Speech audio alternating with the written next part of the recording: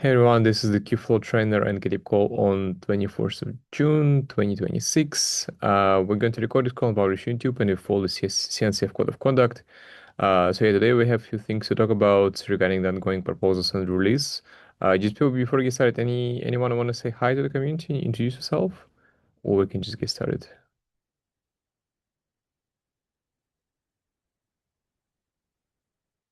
All right, then I guess in that case, I think we have a few things. First of all, we want to maybe share that we have a new meeting time for these calls. So we're kind of like right now we're going to meet bi-weekly on Wednesdays at 8 a.m. PS Pacific time. So let's try to stick with this time because this actually covered the folks in PST. Uh, we should previously try to split between the alternative time zone, and let's see how it goes over time. Yeah, but next meeting will be, I guess, in July. So we try to meet it bi-weekly. At the same time, we'll have the Kubeflow SDK call, so it's much easier for folks to join us. Also, like again, as we discussed previously, we have this new meeting notes because we have to like recreate the one. So this is like the main doc we use to track our meetings. And also like we have the updated Zoom link. So if you want to register to these calls, please go to this, LFX calendar and click register to our bi-weekly trainer calls. And also you can use this Zoom link to join it. Yeah, so moving on. So I think also I think last week we finally published the Kubeflow trainer website, which is great. So this is a new website which we're going to use in the future to have all the docs related to the trainer project. I think this is like, definitely a great direction because for now we have a clear visibility that this kind of standalone project that has a lot of capabilities within it. And, like it's kind of part of the broader Qflow umbrella, but right now we can have more kind of focused documentation for the trainer specific things. I think we definitely need to do some improvements here, like, how we render all of this in the different modes, etc. But I would kind of like expect over time we're going to enhance this experience. So right now, like the docs stay exactly the same, like in the qflow.org. We have the user guides, which kind of like MLE specific, for the PyTorch, for JAX, deep speed, MLX, etc.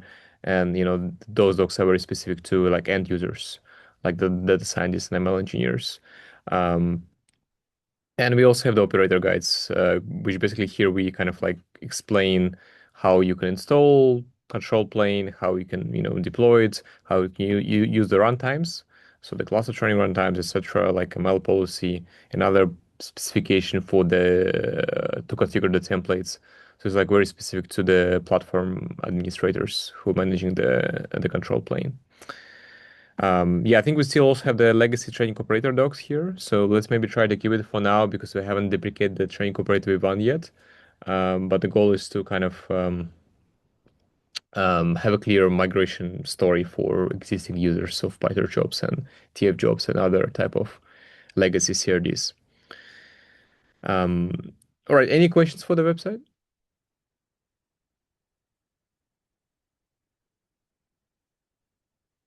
All right, sounds great. Yeah, definitely like feel free to propose the PR because I think there are a lot of things which we can improve here, sort of styling and how we render those things in different modes, where it's like dark mode or like different mode on a website.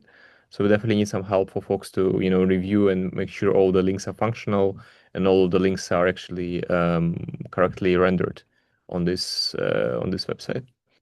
Um, like feel free to again. I think it's a great contribution, especially for newcomers who just want to try to improve the documentation for the project overall.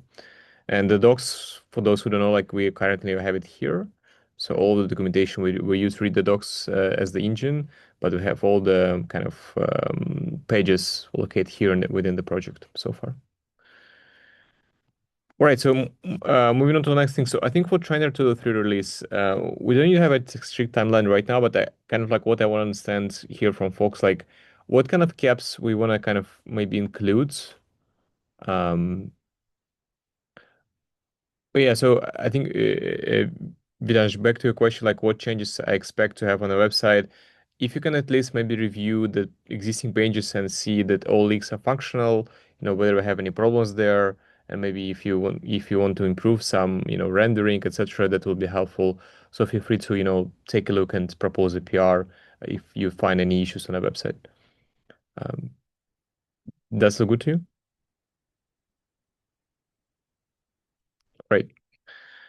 Uh, yeah, so for the 2 to 3 release, I think we have a couple of caps we need to finalize. I know, Rob, you have the your cap for runtime snapshot, right? Um, so this one we like all the changes, so it's ready for review, right now. Yeah, yeah, it's all good and ready. hmm Do you think we can finalize it, by maybe in the next couple of weeks? Uh, yeah, I think so. I mean, overall, the changes aren't actually that that big, but I appreciate it's maybe a bit more of a risky change. Um, but yeah, I mean, I'm happy. I've got bandwidth to take a look at any review comments and try and push that through. It just needs those that review. Yeah, let's definitely rebase it from the latest master changes, and I also try to spend time to review this. I think it's relatively easy and I think straightforward. Um, like to just use the config map to store the snapshot of the runtimes, right? Um, Yeah, yeah, so yeah, if anyone want to help us to maybe have some sort of, like first look on this PR, please feel free to do so. So because we plan to kind of include this in 2.5 because the design already been agreed. So no, 2.3 because we agree on the design previously. And I think it's important to at least track the snapshotting. Um, I think one of the reasons why we want to release 2.3 because I think we have some of the important changes we've done within SDK and the trainer. Like one of the things, I don't know if you remember, but we introduced the config map, which kind of print the control plane version, and we haven't released this to the trainer, like to the 3 release. So the one I'm talking about is this um, basically this config map, which kind of prints the trainer version. And right now, because we don't really release it, when people use Kubeflow SDK 0.4, for example, they see this warning that the config map is not there. And I kind of like I understand the confusion from the user. So we definitely should release to the 3 relatively soon. So we kind of like users won't see this warning message. And we have this clear like infrastructure control plane compatible with SDK. So let's try maybe target, like maybe first week of July or some sort of this time frame for the release. Yeah, so I think other things. So for the 3, so I know we just have this like vast integration with workload hour scheduling. I know I have a lot of discussion with the Kubernetes community and the job site folks as well. I probably will try to ping them to figure out what we can do. Like whether like we like because we have like two solutions here. Like one of is to use the pod groups and the workload API, which right now I have in the 1.36 of Kubernetes. Another approach is to wait until 1.37 when we have the workload and pod group API in beta, and also have the library to build the workload APIs. So this is like how they recently integrated with the job controller to use this new library the community is building. So I guess I just need to understand from them whether we want to push this forward or wait for 1.37. But any questions maybe from you guys? Maybe what do you think we can do, or maybe any thoughts on this topic?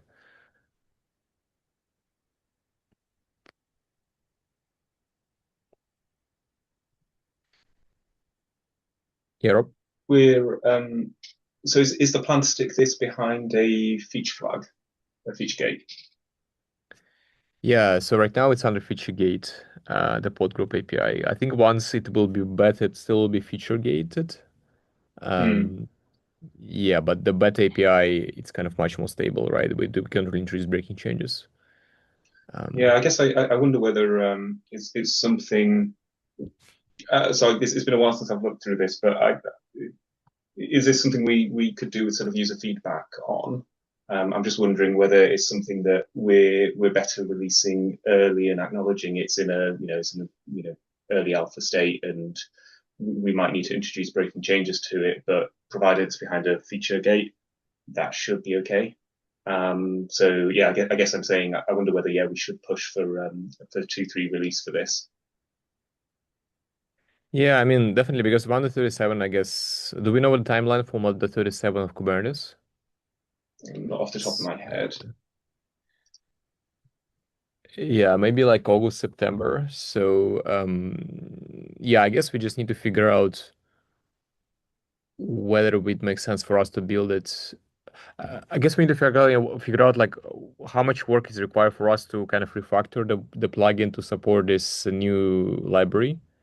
Because I think on the job set side, we definitely don't want to go with this approach to have this short-term solution where we create the gang scheduling on behalf of the user without any API changes so far.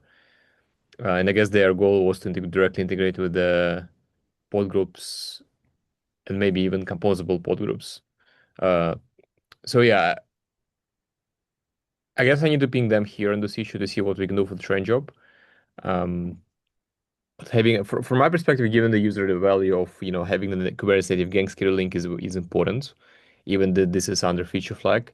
But I don't know how many users actually use the alpha features in production, the Kubernetes alpha features I'm talking about, right? Hmm. Yeah, I mean, it sounds to me like this is more a case of uh, we can add it as soon as soon as possible. It doesn't sort of impact our users. It's just a question of whether when we can actually get an implementation in, and who's going to have bandwidth to actually do that implementation. Mhm. Yeah, let me try to ping this issue to see what we can do. If it's low effort to refactor the plugin in the next release, sometime in October timeframe, I think it should be fine. Um, because I guess like once we have so we already have like ideas on the API design. I just don't know how if this API design can be used for train job and the cluster training runtime APIs. So we might need to think on this more once have this kind of in flight, right? Um, because I think right now, like what we try to do in the kind of initial version of this cap is when feature flag is enabled, we basically always create the gang scheduling, like all the required pod groups and the workload API to enable gang scheduling for train job.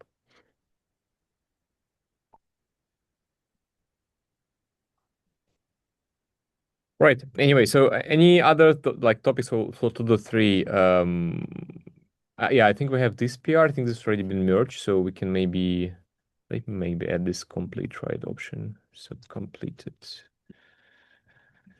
Um, And when is the tentative timeline for the Road 3? yeah, so I was thinking about maybe sometime in July, maybe like first week of July, because I think we have a lot of features. But do you have any specific proposal actually you want to work on before to the three? Just I need to continue working on KIP 3310, the shading slicer. Hmm. So right now it's not blocked on the Upmeasure job CR, but it'll improve. So I'm wondering if probably I'll target 2.4 instead of 2.3. Okay. Yeah, maybe I think also like in this cap, I think we discussed it previously, we might want to also allow to specify initializer from train job directly. I think I Yeah, left one comments previously, right? yeah, sure. Mhm. Yeah, Yeah, I I'll think. take a look. Yeah, let's try to see, if we can, like quickly build it and see to release. Let's discuss it in a few weeks, but depends on your availability here. Um, yeah, Rob, you have a question? Yeah, I was just looking. The other one that I'd maybe wonder whether we could target 2.3 is the DRA one. Hmm. Yeah, I've only sort of briefly looked through the proposal, but it looked like it was a fairly small piece of work. Hmm. And I think it's something that Red Hat will be able to contribute probably in the next, maybe not for July, but I mean, we can maybe see about prioritizing that. I know there's Hmm. interest at our end to have this feature in. Yeah, makes sense. And I guess like the goal is to support DRA without the workload APIs we discussed, right? So directly create the resource claim templates without the pod groups. Yeah, I think so. Mhm. As I say, it's been a while since I've looked through this. Okay. Do you know if Sridhar updated the proposal with the recent changes? I don't know. I think possibly Okay. not. I know he's been super busy the past couple of weeks, but it's something that I can shivvy along at our end. Yeah, let's try to see. Maybe if he can, like just ping us in the proposal, maybe join this call or maybe like at least tell when this cap is ready to review, so we can take a look. Yeah, and we can definitely certainly have apply some milestones as well there. Okay, anything else? All right, so then let's move on to the next topics for, I guess, shared the resource configuration, right, this is. I think on the last conversation, we did have a discussion around elastic train jobs, right? Yep. I How do you think feel? Yeah, how do you feel about it? totally fine. I think what's left is deciding the exact mechanism for like the exact mechanism that this recommender will use to propagate the decision to trainer, like the actual custom resource, if you will. So I wrote a comment the other day where I had like a high level view of what this thing will look like. There, it's the second to last. Bit more up, Mm-hmm. this one. So I laid down what I think this cap should be. I was just asking for your opinion and Yuki, basically either a go, no go, and then I'll start writing it. Of course, there's one bit that's unclear. It's like literally which fields in the custom resource we're going to be using to update in order to signify the new number of nodes, to declare the new number of nodes, which I think is dependent on the other cap about the ML policy, the elastic job policy, right? Yep. Okay. So what I was thinking is Not really sure, not maybe really elastic. Yes, not really elastic. Ability to modify number of nodes, right, from the train so job. it's well, let me think. Actually, that's a good point. Um, what would be here's a question to you. What would be the best field to use for this thing? Because we want to change the just change the number of nodes. I was looking at the trainer code the other day, and I think the Mm-hmm. last, as far as I can tell, the setting with the highest priority is trainer spec num nodes, I think. Mm-hmm. Yep. I'm not sure that's mutable though. I don't remember if it's mutable. Is this the field I should be changing? I should have in the cap? Yeah. So for now, number of nodes they propagating to the parallelism completions from the replicated job spec. Yeah, so I think number of nodes, yeah, right now I think it's still mutable. We just need to Okay. see because job set has only recently introduced the elasticity. I know Anikit was working on this before. We need to figure out if you update the num nodes, and I guess this is under feature flag in job set, whether it's gonna work right directly without any changes on the trainer side. Have you tried to run, to modify this on the runtime? No. No, I was just looking at the code. I know there's like three or four, I think that's four fields that configure the number of nodes. One of them is this, Mm-hmm. and this is the one that's applied the last. There's like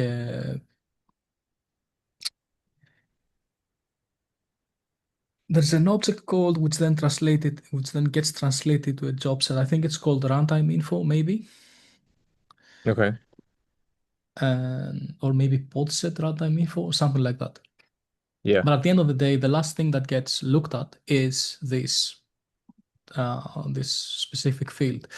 So going back to the original question, if the plan in this comment is good enough, I can just start writing the cap, and then we can have more like targeted discussions on the actual cap. We can like reviewers can point me to certain lines and say, okay, this doesn't make sense, or this is fine, or whatever.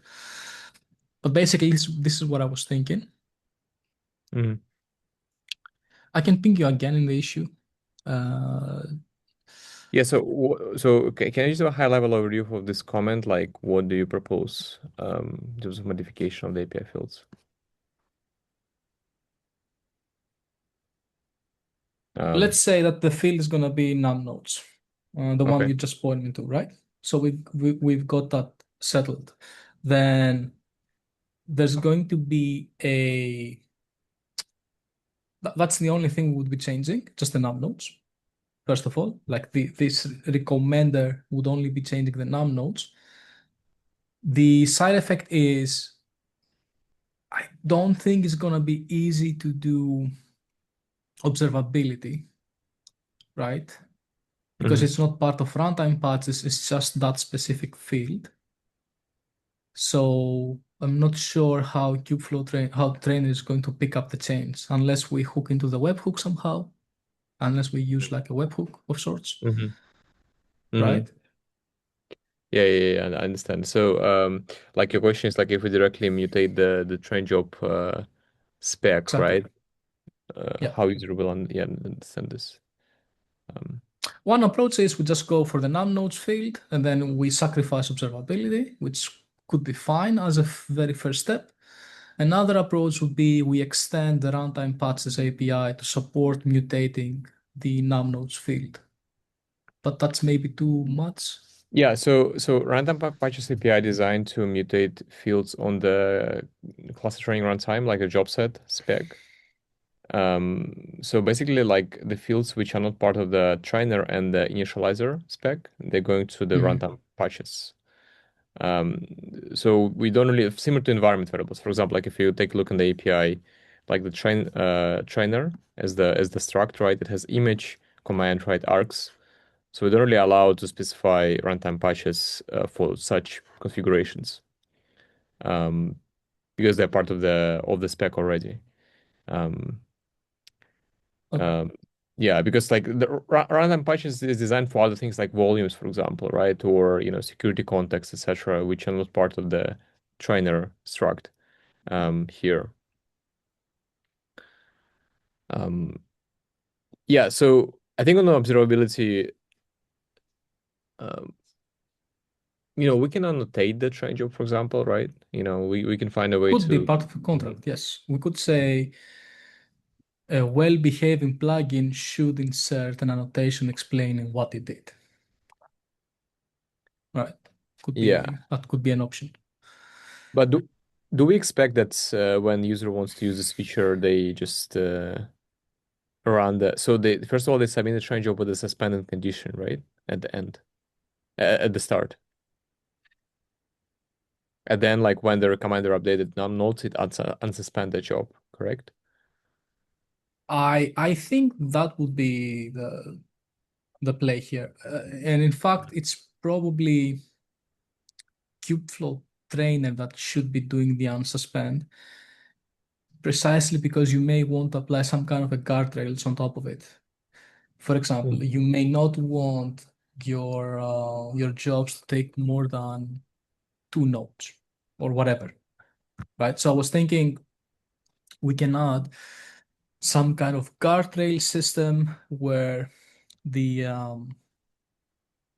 this is why observability would be good to have, where trainer inspects the decision of the recommender, and if it doesn't meet whatever guardrails we have in place, then it can revert it.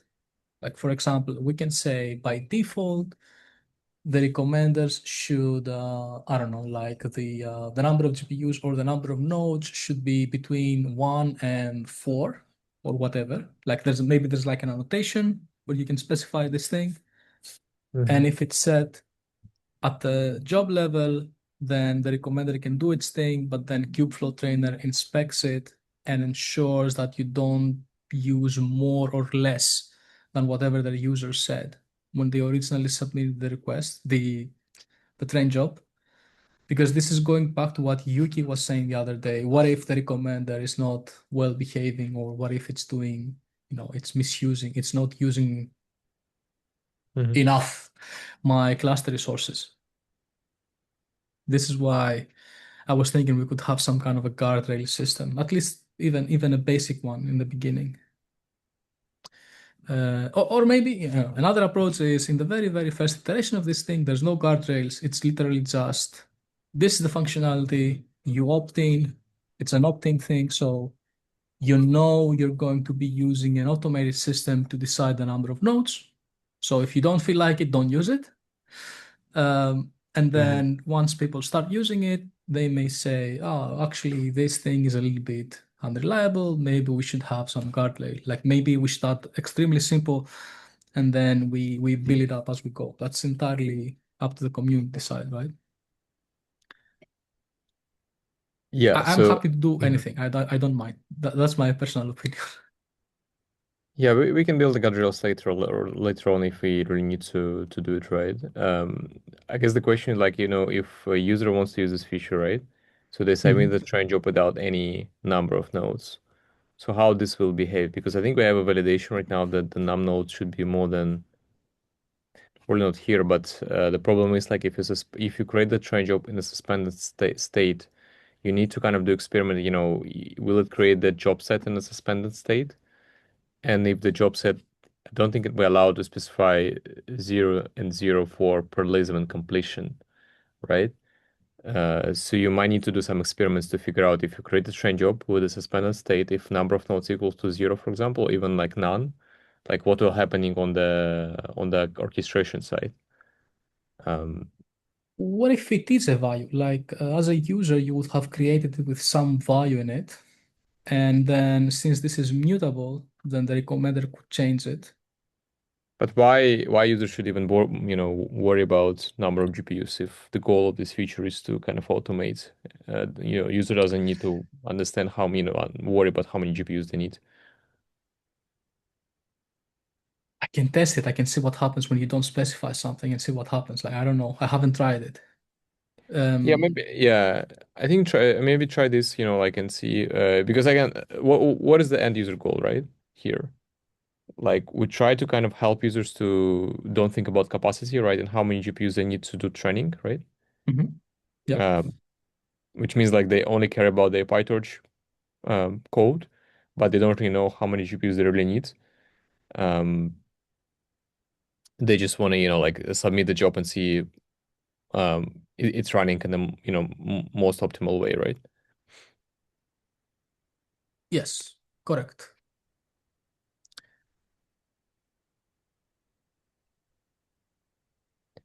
Yeah, so I guess we just need to experiment, right? Um,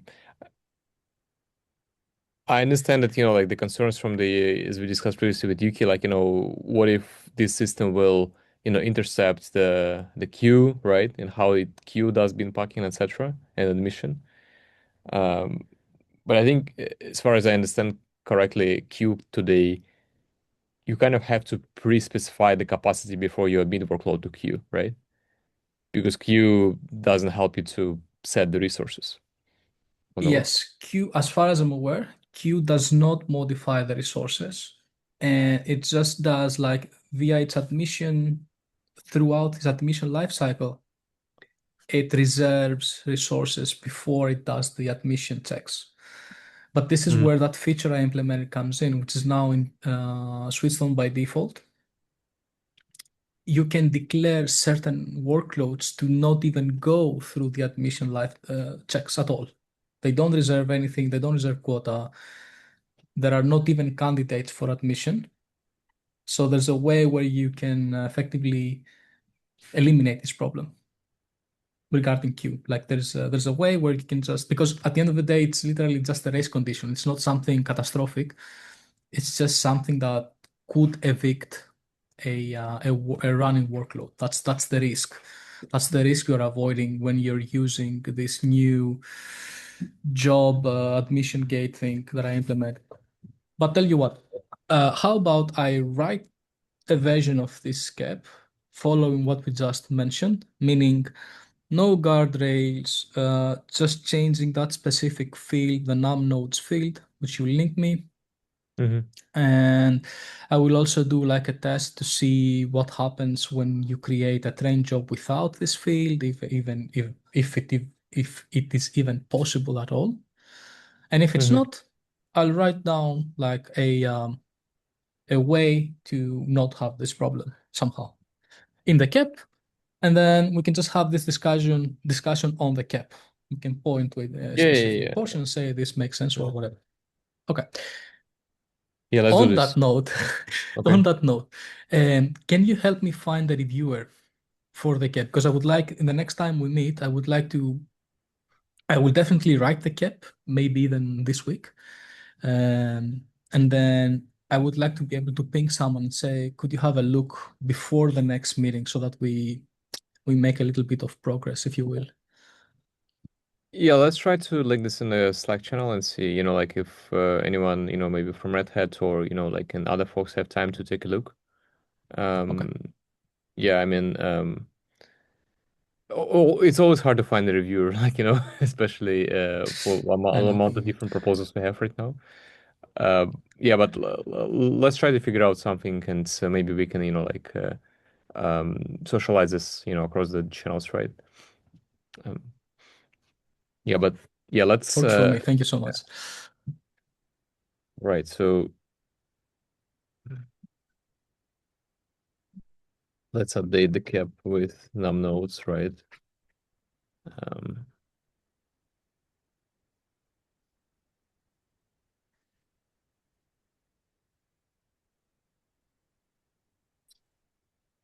all right, makes sense. Any other questions for this? Hey, Andrew and Vasilis, if I may. So the cap for Elastic job set about that. So it's almost Yeah. ready with me. I'm just proofreading it, and I'll raise the CR by tonight or max tomorrow. You you, Right, you mean for train jobs? for train jobs, yeah. Yeah, so Train you job kind of, support. yeah. And I guess in your proposal, Anikit, you want to also support Elastic PyTorch, right? Yep, Uh, that's the goal. okay, okay. Yeah, because I think it's also like another point we should maybe not don't talk right now, but in the future, like, in the Viva and PyTorch jobs, we support Elastic PyTorch, where we kind of allow to specify num nodes between the value, and then I think we create HPA, like horizontal port autoscaler, to kind of do some modification for the PyTorch job. Yeah, let's definitely talk about how we can, simplify the Elastic PyTorch creation, because jobset already allows us to do mutation of prelism and completion.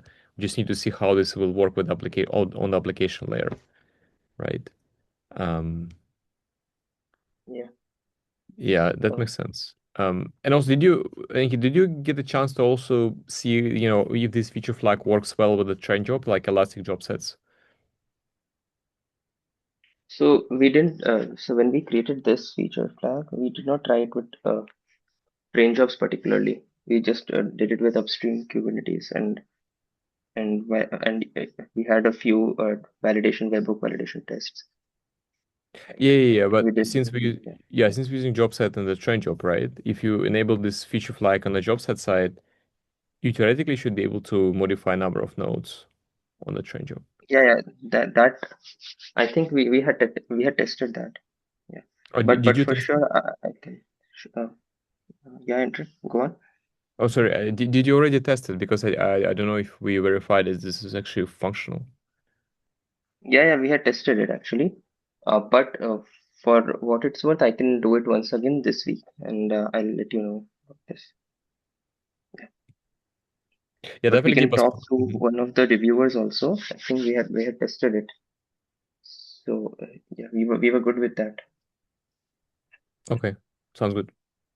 Yeah, keep us But I'll definitely sure posted. confirm it. Mhm. Yeah, And let us know, like in Slack, like once you get a chance to actually verify this, if this works well with the train job API. So.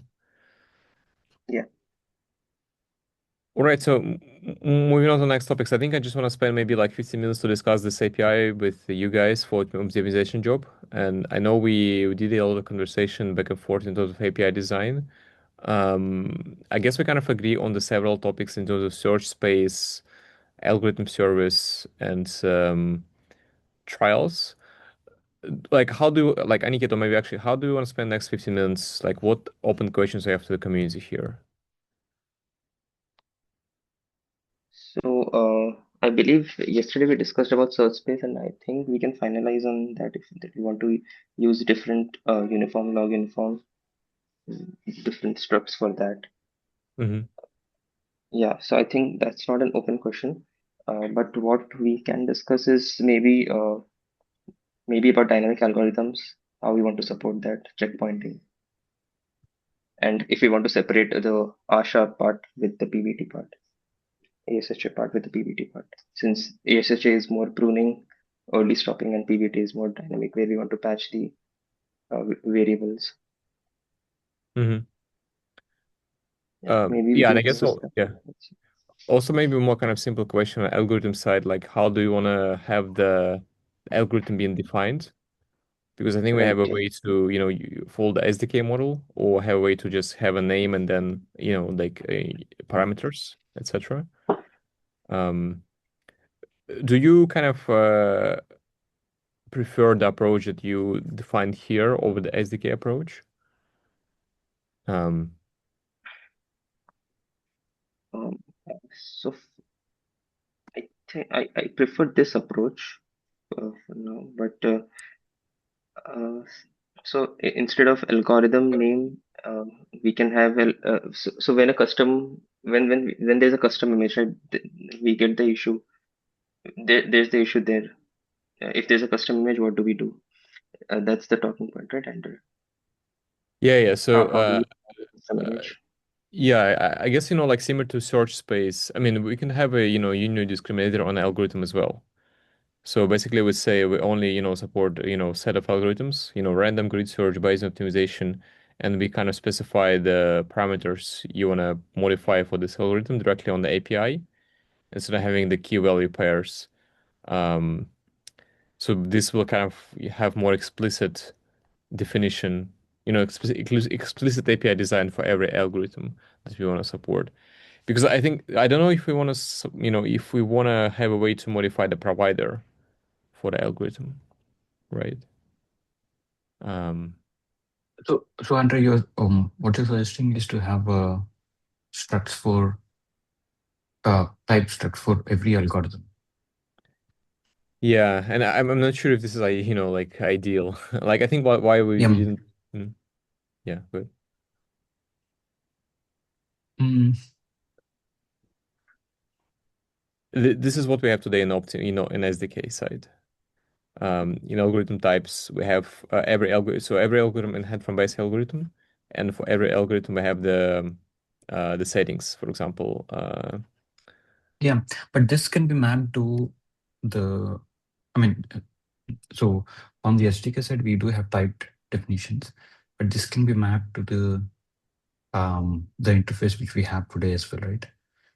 So, mhm. but you're saying that there should be a way to have typed definitions in the API itself. I'm just thinking whether how extendable it is to add new algorithms, or should we scope down to few algorithms only? Hmm. Yeah, but any new algorithms can be extending the API, right? Yeah, yeah. Yeah, Mm. it's more like you'll have more more types, but yeah, I think that should be fine too. Yeah, we'll It's have just more that types. Yeah. you'll have more types. So what is the drawback with this approach, having like map interface? You're saying we can't validate? Yeah, the only problem with this approach is no, we can validate, right? And validation can Mhm. be done on the webhook side. The problem with this approach, if some of the providers will be deprecated, like previously the problem in Katib, we see that there are a lot of changes people propose to the algorithms, but because this is Kubernetes API, we can really introduce breaking changes.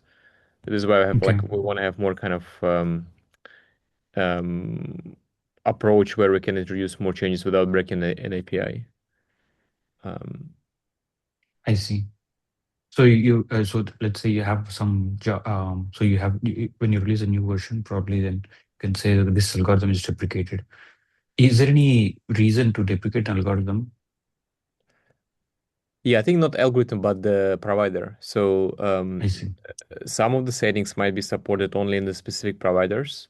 And for example, Okay. like if we migrate from, I don't know, from HyperOp to Optuna, some Mhm. of the settings from, Bayesian optimization, for example, might not be supported in Optuna or might have a Okay. different name.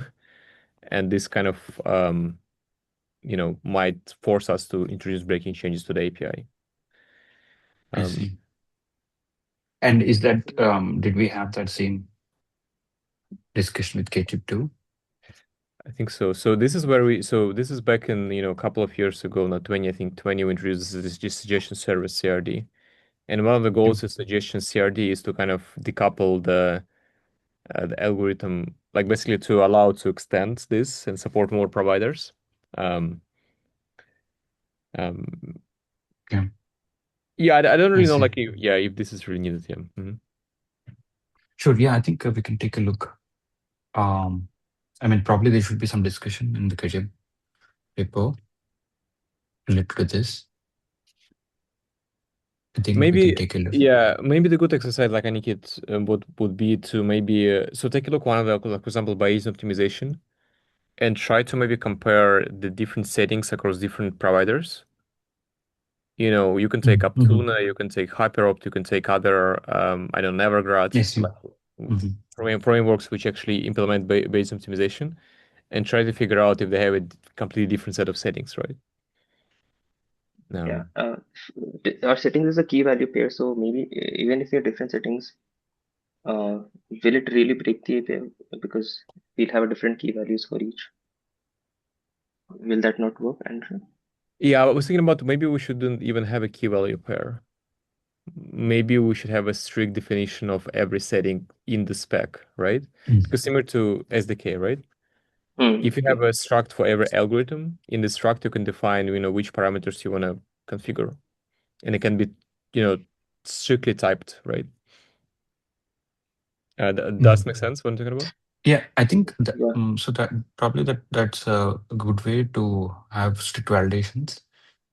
And but some of that can be also an implementation detail in the way we validate as well, right? Let's say we only accept some of the CRs when certain fields are present for certain algorithms. Well, let's say you choose an algorithm and you choose a provider. We try to validate if all the variables exist for that provider when you choose an algorithm. So that can be done in webhook validation as well. How you will do this in a webhook validation? Because you need to call provider, which is a separate service, right? No, no, we can say like you are introducing pipes directly in the API. Mm-hmm. In the implementation, we can say if we have the same fields, we can say in the webhook whether those fields exist or not. Is this So you mean, is it one layer so that it's not in the API, but we have that implementation in the webhook. oh, so in the webhook you will hard code which settings you like each provider Yeah, supports? it's more, yeah, we can have a kind of plugin based approach where for this provider, Yeah, this is implementation, right? So these are the mandatory fields. So but that it's still, that mhm. yeah, go good, good actually. Yeah, I understand. That probably that might cause issues when we migrate from one version to the other. Yeah, it's still a Um, breaking change, right? yeah, Mhm. yeah, it'll be a breaking change. Yeah, probably we should study more so that probably I'm not sure whether i- if there is any change in the providers, how what would be the change in the API? So here we would introduce more changes in the API, Mhm. right? If we go with the approach where we have the the typed interfaces. Yeah. Yeah, I agree with Akshay. So if there's a change in the provider, maybe Optimus changes some setting, then we'll have to change the optimization job API, right? If we go with these Yeah, this is why I'm strongest. trying to kind of understand how many breaking changes they introduce over time, for the common Hmm. algorithms. right? Right. Mm. Um, Sure. Yeah, I think probably yeah, we should definitely take a look at this one if we can finalize it. yeah, let's try to see, if settings are very different between algorithms and providers. Yeah. And again, I don't really see a lot of user value to support multiple providers for the short term because we can definitely Mhm. support like custom as the spec, right? And the custom that you Yeah. can specify your own image, right? Mm. And you can do whatever you want in this custom algorithm. Um, Yeah. yeah, that's why we still have an option, right, for users to decide if they want to have their own custom Yeah. provider. Yeah, they can have their own custom providers, but I think yeah, we should define that interface. But our initial goal, is not to support custom providers for now. But Hmm. probably we can have the API to support it. Yeah. Yeah, because it's like the thing is like it will be very simple to extend, right? You support, for example, Yeah. random grid search based optimization algorithm, but you also support custom algorithm, which allows you to specify, image and other things like, key value pairs for settings, etc. Because we cannot really validate it on our side. Makes Uh, sense. yeah. Anyway, so anything else like other things, right? Anything you want to talk about quickly? Yeah, so we want to support dynamic algorithms eventually. Uh, Hmm. for that, we would require attaching a pod, attaching the variable of a pod, mutating it, and then resuming it. That's our goal. So for that, how do we want to support that? One way is to create a checkpoint where the uh, data scientist who is using the algorithm will their code is responsible for doing this. It will save to a PVC and then it will complete the pod, and then the controller will read the state and mutate the parameters and spin up a new train job, right, with the new environment variables. So that is one way. Is there any other mechanism by any idea with that anybody has that we can discuss? Yeah, I think checkpointing. So definitely let's explore the just-in-time checkpointing that I think some folks from Red Hat was working on. Rob, I think you should be aware of this, right? I think Abhijit was working on this. Yeah, I guess my concern with the just-in-time checkpointing is the overhead involved because it's the implementation that we went with. You still have to run the current step that's in progress, so you don't immediately get a checkpoint triggered. Mhm. Um, Yeah, I think so. The problem what we try to solve is to allow to kind of prune and then restore the train job when we need to modify the input parameters, and without really user kind of asking users to, do checkpointing on their side all the time. So we want to kind of send a seek term signal to the train job and then restore it right later.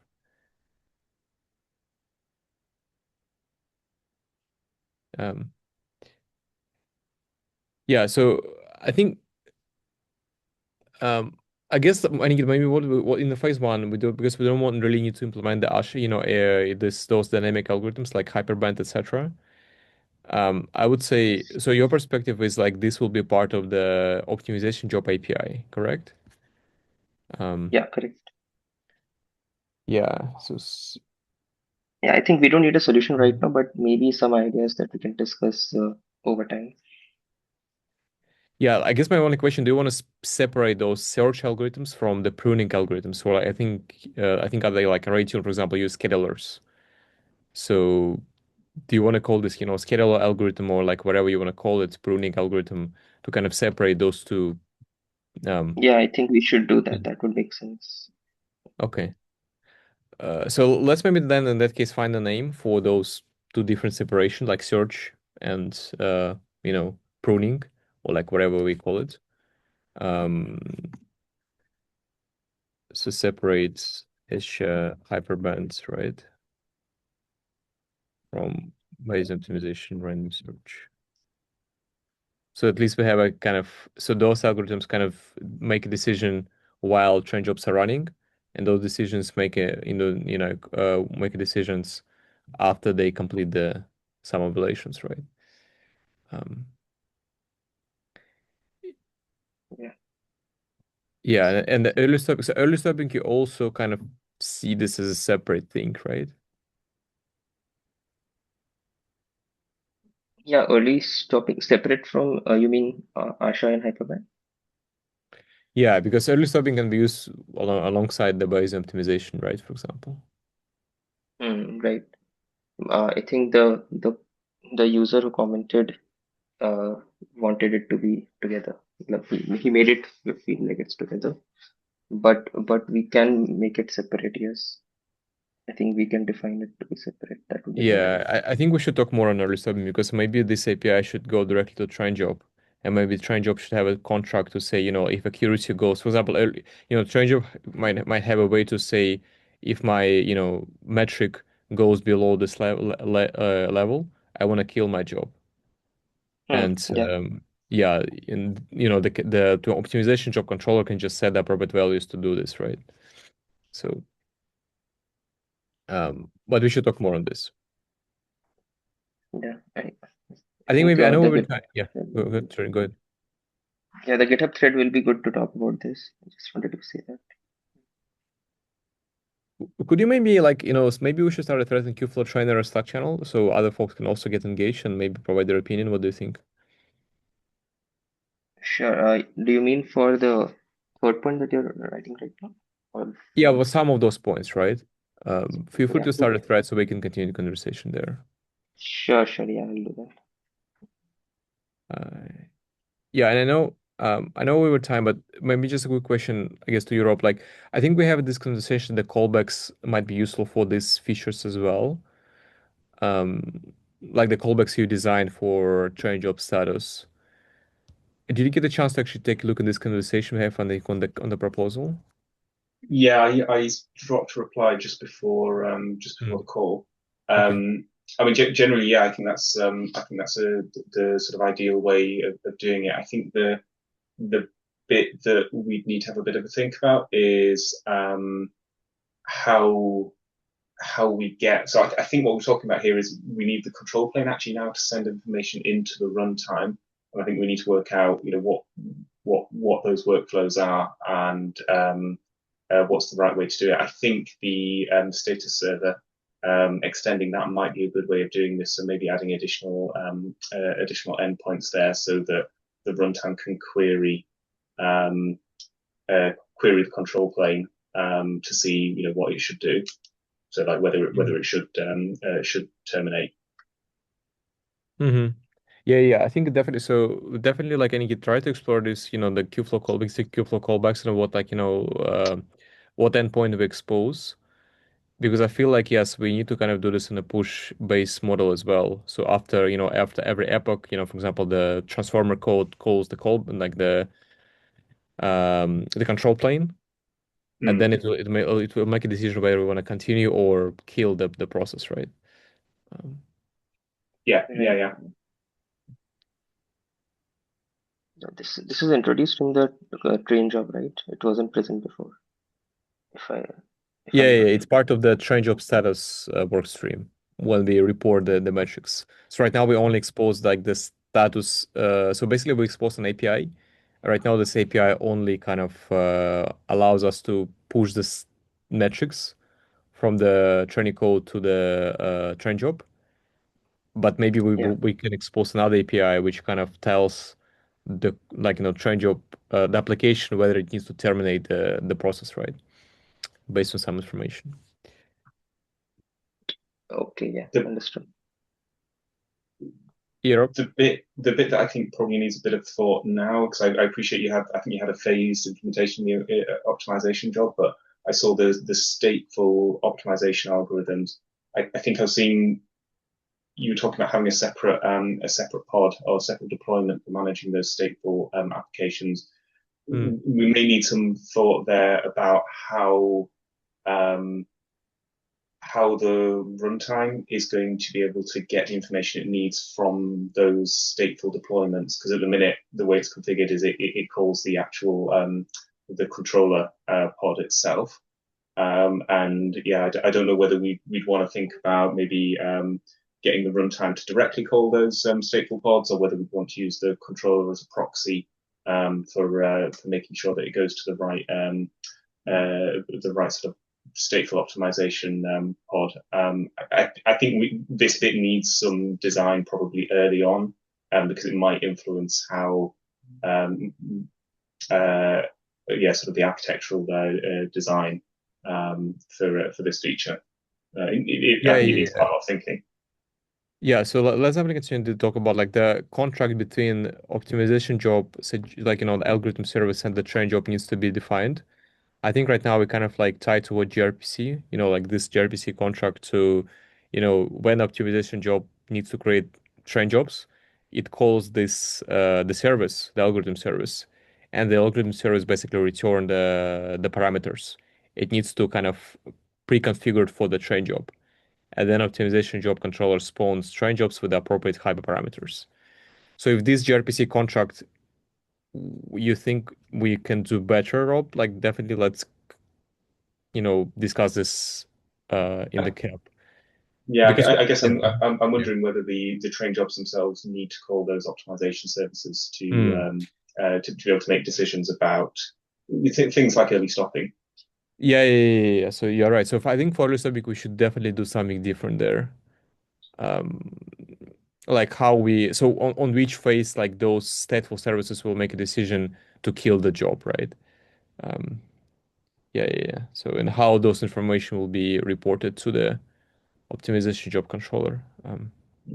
Because I think one of the things that we could do is actually have the train job pods themselves talk directly to the stateful service. Can use some sort of trickery like the environment injection, and just change which endpoint the train job calls out to talk to the optimization services. But I think I'm not an expert in this area, so I don't know. I think we need to sort of work out what actually the information flow needs to be to work out what's the most flexible approach here. Yeah, definitely. Yeah, I think I agree. Let's separate those two discussions to different, phases or like topics in the proposal, and Nikit for this in that case. Yeah. All right. I know we're almost like over time. I guess you ask the question about the work we did. If you want to work on the podset container, definitely if you see that the PR is stale, please take a look. So feel free to double check with the existing PR. If maintainer is not replying, just try to we can just ping the maintainers and see if they're still working on it, right? Otherwise, feel free to pick this up. All right. Any other questions? All right. Thanks, guys. I appreciate your time. Let's heavily follow up for this. I think this is super exciting work. Nikit, let's try to kind of finalize it because I think this is important for us to maybe iterate. And maybe I think we should try to have some sort of phase one in next release of trainer, like not .2.3 but 2.4. So let's try to kind of maybe ask for more feedback and work on the API design there. Yeah, Andrew. Thanks a lot. All right. Thanks a lot for your time. I appreciate it. See you soon, guys.